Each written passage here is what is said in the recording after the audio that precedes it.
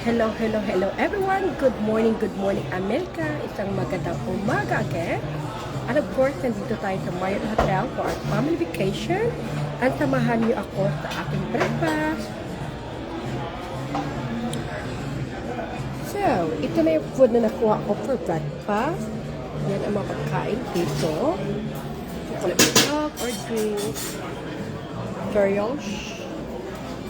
Okay, I like it. Cantaloupe. Cantaloupe ang tawag dito sa Pilipinas. Melon. Ito cantaloupe. Pa-add natin yung breakfast natin. So we have a big breakfast today. And of course, we have egg here, pork sausage, and potatoes. And we have a drink over there. And if you can make your own waffles. And this is another pancake maker. So when you put the pancake maker, you just press the plate. The oatmeal. And of course, maraming tao kumakain dito ngayon. So I already grabbed my coffee. Dito pinadaan.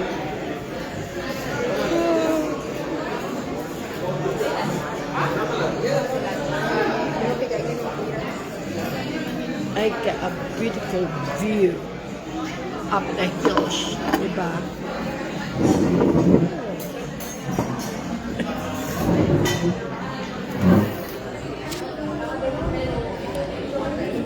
So, magandang breakfast natin ngayon kasi nandito tayo sa hotel at pag-breakfast na yung asawa ko. So, ako na lang, it's my turn to eat my breakfast. At saka gusto ko rin enjoy yung buhay kasi alam mo naman, ang life is too short kaya i-enjoy natin. Kaya samahan niyo ako sa aking pag-breakfast. And of course, kamustahan lang. Kasi maganda. So I have morning breakfast sandwich with egg. At konting, hindi ako masyado makakain ng kape. So, parang itim-itim lang. Medyo mahina yung signal dito. Yan. Life is beautiful. Kaya mag-enjoy po tayo. Kamusta naman kayo dyan? Sarap. So, sandali lang.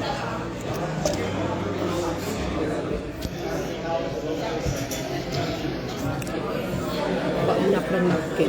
Wala pala akong napkin.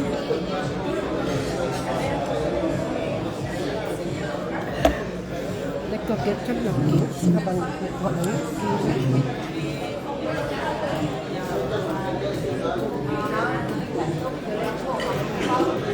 Breakfast of the 9:30.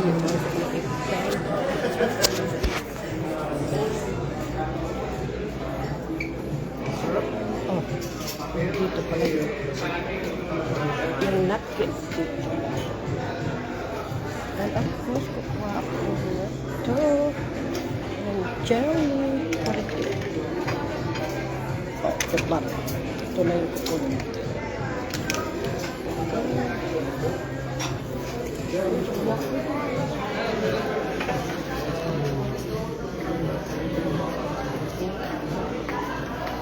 So, ito yung mga condiment nila.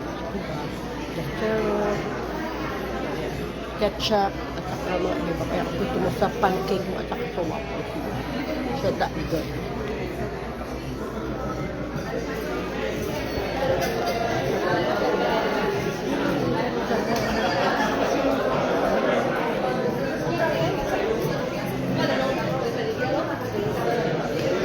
Balik tayo sa ating pagkain. I-enjoy talaga. Enjoy our breakfast dito. So ngayon, isang mag-rapin sila. Uy, sulit. Enjoy natin yung breakfast dito. Mainit na. At saka ang ganda ng view ko dito. Look at the view of my face.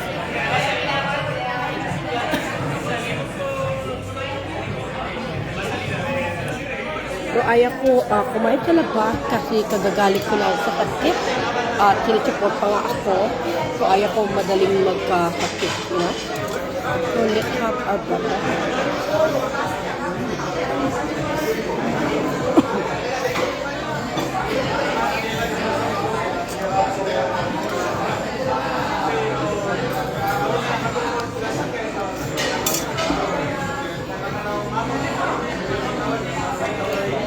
Yung hotband ko, nauna na kumain. Maagang gumising. Kaya ako medyo late na gumising. Kasi late na lang kumain. So today is Sunday here. I'm so excited kasi tomorrow going back to work naman. Kaya pag Saturday, Sunday, I grab the opportunity to spend time with my family. At saka yung, alam mo yung buwagay na pinaghirapan, maganda yung kung i-enjoy mo sa pamilya niyo na. So this is my second vacation. Mini vacation for the year 2025. Next week, nasa ibang lugar naman kami. February 8, kasi magatin ako ng wedding. And then February 14, 15, 16, nasa Los Angeles, California naman. So, enjoy ang buhay.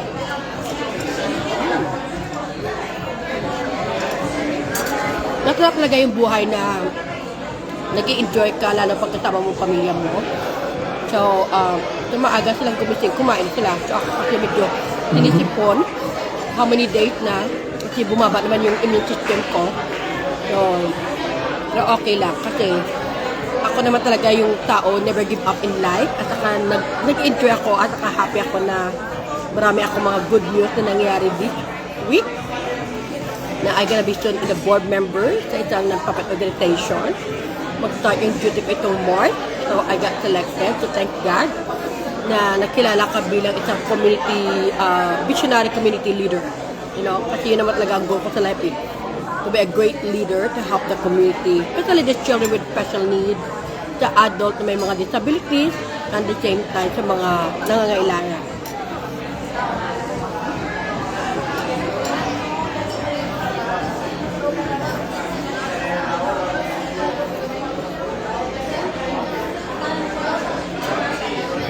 Ang daming mga tao dito ngayon na nagkakain.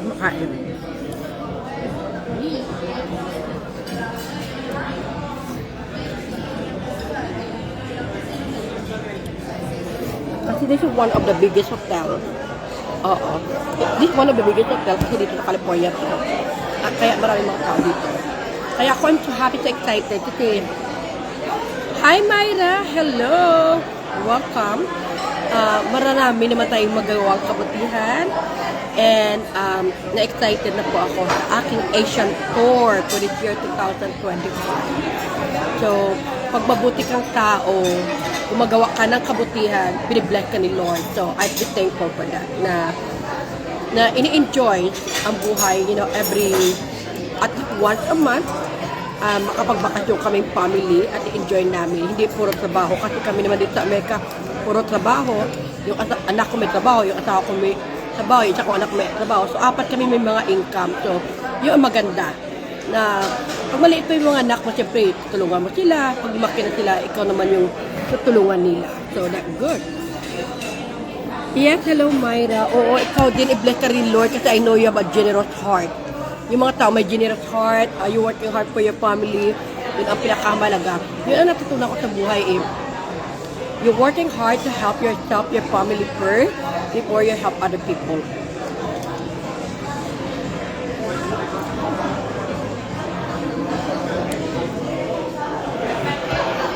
Yeah. Sa buhay talaga maraming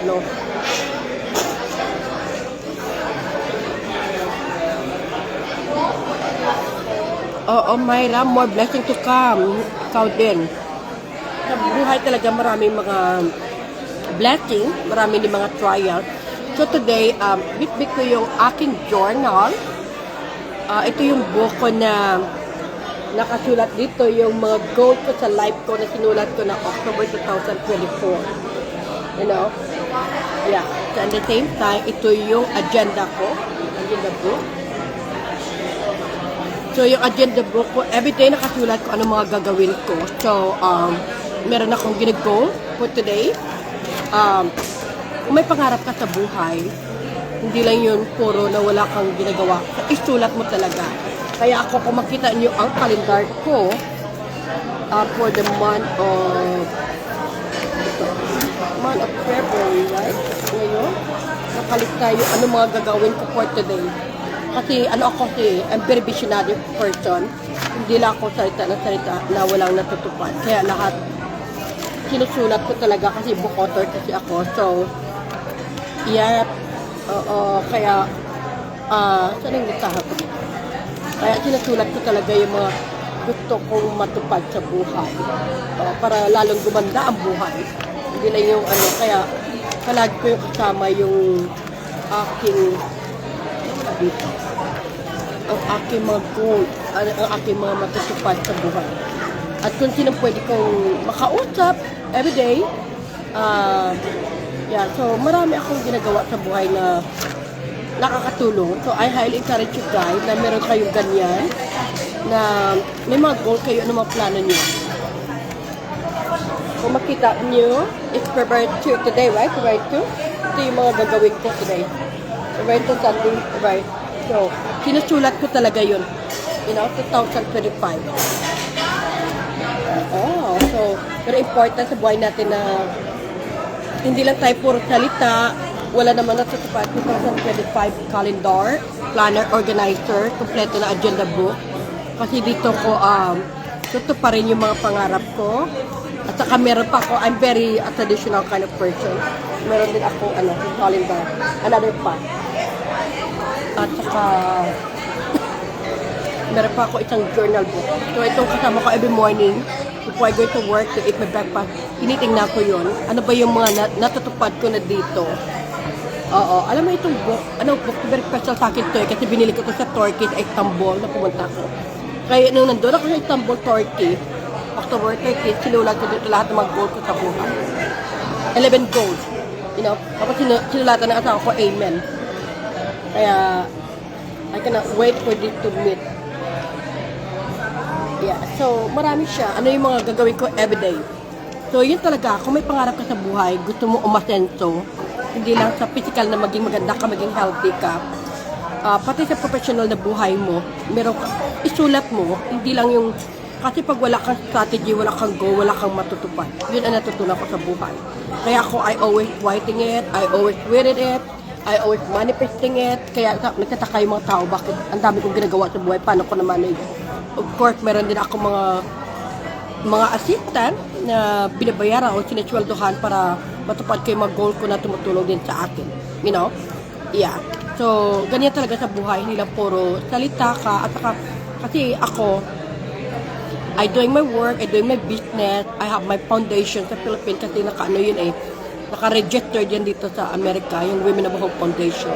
Kaya, kailangan nakaligta lahat yun, mga expenses, mga gastusin ang mga tutulong ko. Kasi I required to.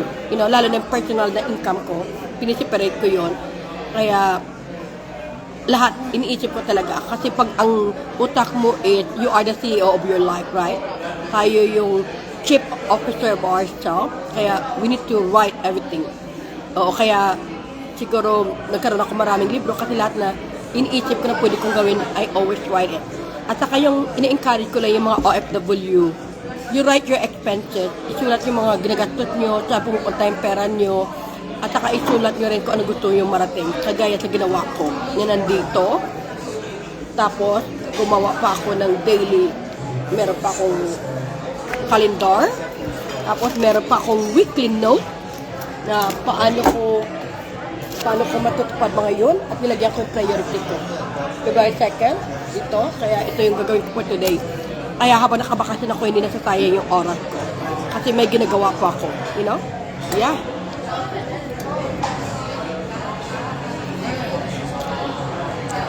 Kasi pag may goal ka, ito pang natutunan ko sa buhay, yung mga taong matalino at gumagandang buhay, ang focus nila ito to reach their goal.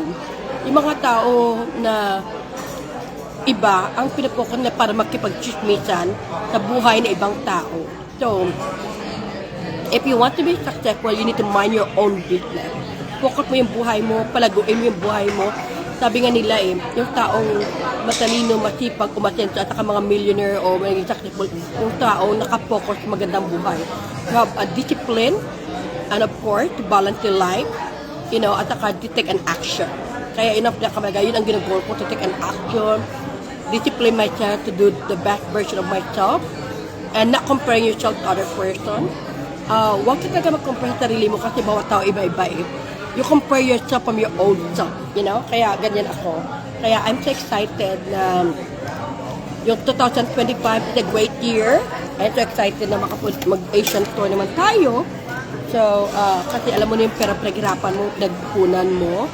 And thank you Lord kasi maraming blessing darating sa akin itong year ito, lalo na itong month of March. Dubli-dubli. Kaya I didn't expect na pag may ginagawa ka kabutihan, binibless ka ni Lord. At saka, wag mo sayangin yung oras mo sa walang kwentang bagay. Wag mo sayangin yung oras mo na wala kang pakinabang. You know, i-focus mo yung panahon mo paano ka maging asenso sa buhay. Lalo na pag OFW ka. Na uwi ka ng Pilipinas, na may business ka, na kahit matulog kumain ka, patuloy yung income mo. Yun ang importante, na hindi ka maghihirap. You know, kasi that is the purpose. Pumunta ka na ibang bansa para sa future mo, sa family mo, sa sarili mo. Yun ang unahin mo bago yung iba. Kasi yun ang natutunan ko sa buhay ko. Kaya I'm so excited and you write your book. You have your calendar. Write paano mag-go. Kaya sa akin, my goal is to save $1,200 every month, right? So meron talaga ako, isa pa hindi ko nabitbit kasi nasahod lang ako ngayon. Meron talaga ako book doon, nakalagay doon na ilagay ko $1,200 every check, $600 ilagay ko. Kasi alam ko mayroon akong goal na magkaroon ako ng at least 12,000 a year. So, kung yun ang goal mo, kailangan ilagay mo talaga yun. At saka, every time mag-sweldo ka, kunin mo na yung 10%, 20%. Depende. Oo. Hi, LJ! I heard nakabili ka naman ng property. I need to talk to you soon, LJ. I miss you. LJ from San Francisco, California. Kaya Myra yung palaging ina-advise ko sa mga OFW, sa atin sa ibang bansa o kahit sa Pilipinas, it's not how much you earn. It's how much you save, how much you invest. Yun ang pinakamalaga. Kahit marami kang pera kung puro kang utang, hindi ka nag-iipon, hindi ka nag-i-invest, mawala lang yun. Kasi isipin natin, hindi sa lahat ng panahon healthy tayo. Hindi sa lahat ng panahon may trabaho ka o may negosyo ka. Saving is very important, building your financial foundation and your protection for yourself. Kagaya yung isa kong cellphone. Diba, nawala, hindi ko alam kung saan nahulog or whatever. Yung iPhone 16 Pro ko. So, nawala. So, pumunta ako sa store. I'm thankful na meron palang insurance yung phone ko. So, kaya, darating pa in 3 days. Oo, sa mga, yung phone ko na 408-561-2928. Kung tumatawag kayo doon, nobody will respond kasi nawala yun. Kung sino man nakakuha, okay lang. Kasi brand new yun. Gift sa akin anak ko ng November. Actually, December ko na nakuha yung yun. So, nawala, but thank God, kasi yung anak ko matalino, nilagyan niya ng insurance, so I get a new phone. Kaya yun ang mahalaga. Yung importante talaga, mag-ipon, mag-invest sa sarili mo, na uwi ka ng Pilipinas na maganda ang buhay mo. Hindi yung uwi ka na walang-wala. At saka kami yung mga ibang tao nangungutang para itulong lang sa ibang sponsor. Hindi maganda yun. You need to help yourself. Kasi walang makatulong sa'yo kundi sarili mo. At saka maganda rin yung nag-enjoy ka dahil sa pinagharapan mo. Hindi yung dahil binigay lang sponsor. Kaya ako, kung nag-enjoy ako, pinagharapan ko talaga, pinag-ipunan ko. Kaya, I'm so excited, right? So, marami pa magandang mangyayari. I cannot tell all the details kasi ganyan ako klaseng tao eh. I'm not telling everything, hindi ko pa matutupad. Hi, Briley Mirasol, Hiponia. Maayong aga or kaagahon dira sa Bacolod. Good morning na. Hopefully magkita ay kita next time pagpuli ko. And thank you sa imo pag-make up sa akon sa una pagpauli ko. Sa akon yung mga pariyong mailongga, nga magwapahon, dira, maayong aga sa inyo, halin sa akon nga tagipusoon. Again, I say to all my kababayan, good morning, good afternoon. Enjoy natin yung buhay, huwag natin sayangin. Lalo na yung mga pinaghirapan natin. At saka, isa pang natutunan ko sa buhay, it's not bad to say no. Kung may karapatan ka mag-say no sa mga gusto mangutang sa'yo, karapatan mo yun. Kasi hindi naman sila nagbigay ng pera sa'yo para mag-deposit na i-withdraw sa'yo. Karapatan mo yun. Oo, kasi maraming ganyan eh. Lumalapit sa akin, umuutang. Paano nila kaya ako mababayaran? Mabuti na ako utangin nila tag 10,000, 5,000, 2,000, mostly 20,000. Akala mo parang ganun kabili? 50,000. O alam ko, madali sa amin ang pera dito kasi Amerika kami. Pero, pinaghirapan din namin yun. Pero syempre, ayaw namin na ganun. Kaya I'm thankful to God na ang dami nagbago, naging maganda lalo ang buhay ko. Especially year 2025 na lalo na yung mayroon akong agenda book. You know? Lahat ng mga ginagawa ko sa buhay ko, sinusulat ko every single day. At saka na-excited ako kasi meron akong gagawin itong 2025. You know, at saka marami pa akong masuportahan ng mga kababayan ko dito sa Amerika. You know, so I'm big thankful for God. Kaya hello, Catherine. Good morning din sa imo. So, yun talaga mga kabayan, isipin natin na how to take care of ourselves, our finances, na hindi tayo maghihirap. You know, kahit sa Amerika ako, honestly, meron akong business sa Pilipinas na binibuild ko. You know, kasi hindi ko gusto na pagdating ng panahon, darating panahon na uwi ako ng Pilipinas na mahirap. Yun talaga palagi nasabi ko. Gusto ko pagdating ng panahon, uwi ako ng Pilipinas, kakain, tulog lang ako, bakasyon ako, patuloy yung income. Kasi pinag-arapan ko yan ng more than 22 years na sa Amerika ako. At saka, Catherine, may friend, may partner, may best friend. Alam mo yun na binibigyan ko ng kahalagaan yung mga pamilya ko, mga kapatid ko, pinaaral ko. Kahit may ibang tao, tinutulungan ko. Even no, kasi magkaibigan kami. Oo, hindi yung pinabaya ko, no. Kahit yung kuya ko na bedridden for 9 years, ako pa rin yung nagsusustento sa kanila. Yung mapag-aaral ng mga pamangkin ko, I try to help them. Kasi, meron akong nabasa ng isang araw. Hindi daw dapat tulungan yung mga pamangkin sa isang real. I disagree. Bilang isang auntie, tiya, you to help them. You set a good example. Kasi yourself is a reflection ng mga pamilya mo. Kung tumutulong ka, tulungan ka rin nila. Kung madamot ka, damutan ka rin nila. Kaya I'm so blessed, you know, na hindi naman ako sobrang yaman o mahirap, whatever, you know, middle working class, but at least meron kaming 5 or 6 na income, kaming 4 na dito sa Amerika.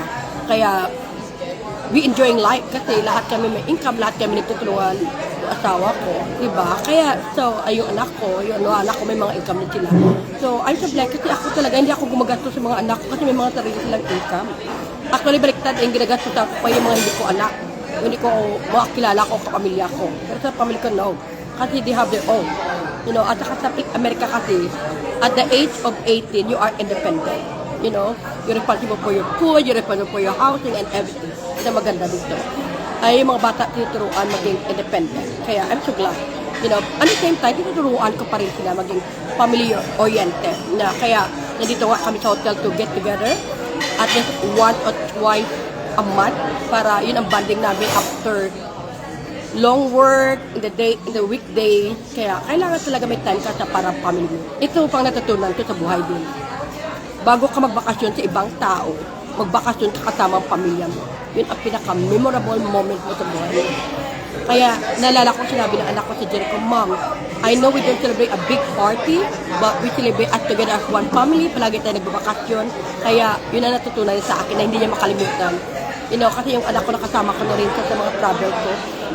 I think me and my son will travel almost 21 states here in America. So, yung America is 50 states. Marami pa kami travelan ang magkasama. And then sa mga taga LA, I'll be there in February 14, 15, 16. So, let's get together sa mga friends ko na. Especially sa mga Ilonggo ng mga kababayan ko. You know, yun na. So, basahin ko sinabi ni Catherine, not only your family but also our, that we're here for you. Maraming salamat, partner. Of course, salamat, partner. Alam ni partner, Catherine yan na nagtutulungan kami na pasalamat ako, nagkaroon ako ng tunay na kaibigan mulang kabataan ko hanggang ngayon. Just imagine, Catherine, we're friends in grade 1. 6 years old pala kami ngayon, mga 52 years old na kami. Ganong katagal yung friendship namin. 47 years. Hi, Ate Edna Titus. Good morning dyan sa Texas. Nandito pa ako sa vacation ko, Ate Edna. So, ginagrab ko lang yung opportunity, Ate Edna, to talk to share. Kasi busy din ako. For the past few days, na nagkasakit ako, nagkaroon ako ng viral infection at saka air infection kasi sobrang lamig. So, ngayon makita yung weather sa tabi ko, medyo ano pa rin, makulimlim.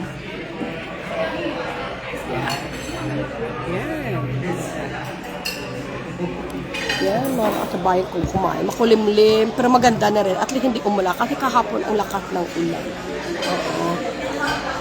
Oo nga, mabuti Ate Edna. Ate Edna talaga, isa sa Pilipina na nakilala ko dito sa Amerika na hinahangaan ko. I'm so inspired. Kung gano'n yung tinulungan yung pamilya niya, kung ano yung tinulungan yung mga ibang tao. So, I'm inspired to her. Hi, Brenda Garcia. Ikaw din. So, kaya I'm so blessed na nakilala ko sila. Na I know at Edna, you're going to your vacation soon. You know, enjoy mo yung vacation mo. Kung saan ka tulok na mundo pupunta, alam ko yon. But I cannot say it kung saan. Kasi of course, surprise. At ako din. So, mag-vacation ako din. So, pero matagal pa. Pero, enjoy ko na yun. Excited ako sa Asian tour na mangyayari. Na few months pa naman. Pero, watch out na lang kung saan yun. Kasi ayaw ko sabihin pag nandoon. Saka na pag nandoon na ako.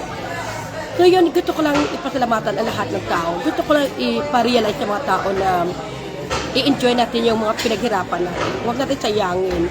You know, lalo na, gumawa kayo ng sarili niyong kalendaryo. O, you know, like yung ginagawa ko, yung ganito, meron ako agenda of the day. Anong gagawin ko? You know, kasi may mga pangarap ako eh. At saka, Diyos ko, ang listahan kung saan bansa gusto kong puntahan, nandito na yun. Okay? So, nakita ko yung trip ko. Nandiyan yung mga countries na gusto kong puntahan. Yan. Yan. So, kasi mahilig talaga ako mag-travel at saka yung mga family namin. Oo. So, na-excited na ako. Kaya I'm working hard, nag-iipon kasi lahat talaga dito sa Amerika pinaghirapan, hindi yung hinihingi lang. Yes, oo nga ako. Alam mo sa atin, hindi pa kami nakita in person dito sa Amerika. But soon, hopefully I'm praying to God for that. Pero ramdam ko yung pagiging ate niya sa akin. Yung, alam mo yung mga tao na nandito sa Amerika, sila pa yung pinakamahumble na hindi mayabang na kung alam niyo lang buhay ni Ate Edna, napaka responsible na kapatid, matulungin, at the same time, very supportive sa mga tao. Ang dami yung tinutulungan behind the camera na hindi alam ng tao. Pero pag ang mga tao magusga, opposite ang kinikwento. Ako kasi nakilala ko na sa ibang nakita ko, nararamdaman ko, at I can tell, you know, kasi I'm so blessed na God allow me to surround myself with amazing people. Yung mga totoong tao na nagmamahal, nagtutulungan, na walang siraan. Yun ang pinaka-importante. The true friendship, ang tunay na kaibigan. Kahit ano mangyari, hindi mo sisiraan yung kaibigan mo, tutulungan mo, suportahan mo.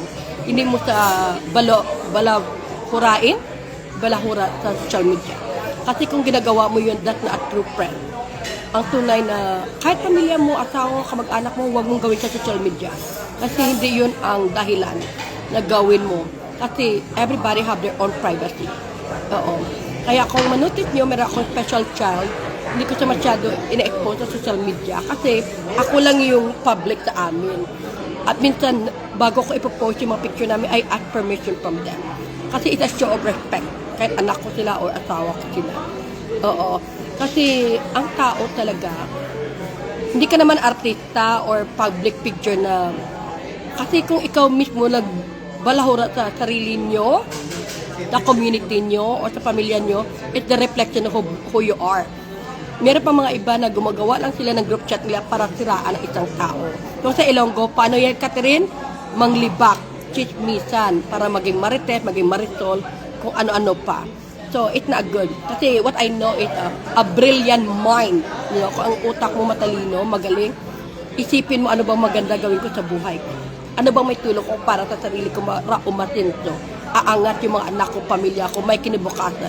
Hindi yung ano bang ginawa ng kapitbahay mo, anong ginagawa. Parang may nalalatuloy ako sa kapitbahay. Anong ginagawa ng mga tao sa paligid mo. Ano yung mga binabantayan nyo. Yung mga tao na mga ganyan, wala na sila mga dreams or plano sa buhay nila kasi yung plano ng ibang tao pinakialaman nila. Parang kagaya ng uwak, di ba? Yung uwak sinusundan yung eagle. Nung eagle lipad ng lipad pataas ng pataas hanggang tumataas yung eagle, nag-enjoy sa buhay, may freedom.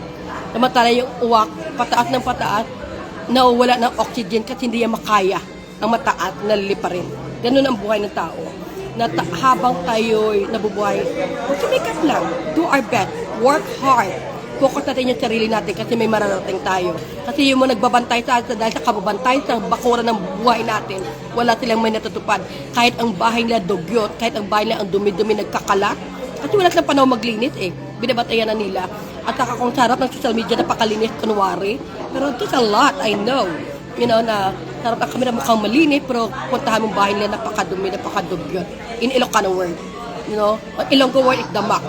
You know, kaya sa social media, kailangan kung sino ka, totoo ka, wag yung sa harap, mabait ka, patawa-tawa ka, ang saya-saya mo, pero yung pala kayo rin nagsisiraan, kayo rin pala yung walang-wala.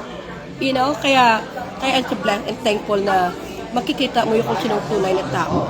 Right? Ano sabi ni Catherine? Ano sabi mo ate na people judge without even knowing us personally. I'm so grateful for the surrounding with amazing people. And you are one of them. So, soon we will see each other. Yes po, Ate Edna. Totoo po yun. You know, and then, Catherine, sabi mo, mga Marisol at Marites at mga Litsus Keme.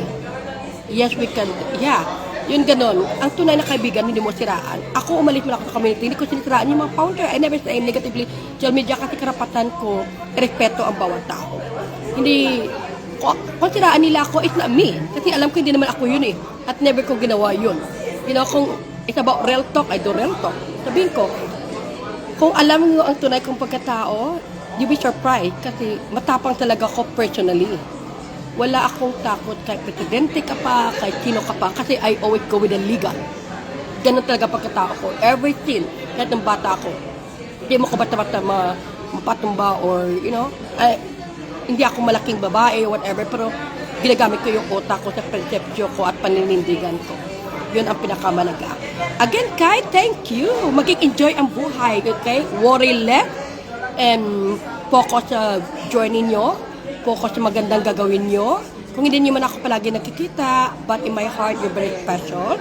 And of course, ako pa rin yung si Anarita Reyes na kilala bilang woman of dito sa Amerika, na palagi nagtitiwala ng buhay puno ng pag-asa, na ang buhay natin, inaasa natin sa Panginoon, nagsusumikap at ini-enjoy yung mga bagay kung anong meron tayo. Hello, Jennifer from Scotland. Classmate ko rin yan ng elementary and high school. Enjoyed. Jennifer, sayang hindi tayo nagkita na pumunta ka dito sa Amerika. Yes, enjoy lang. At maraming salamat. And see you next time. Bye.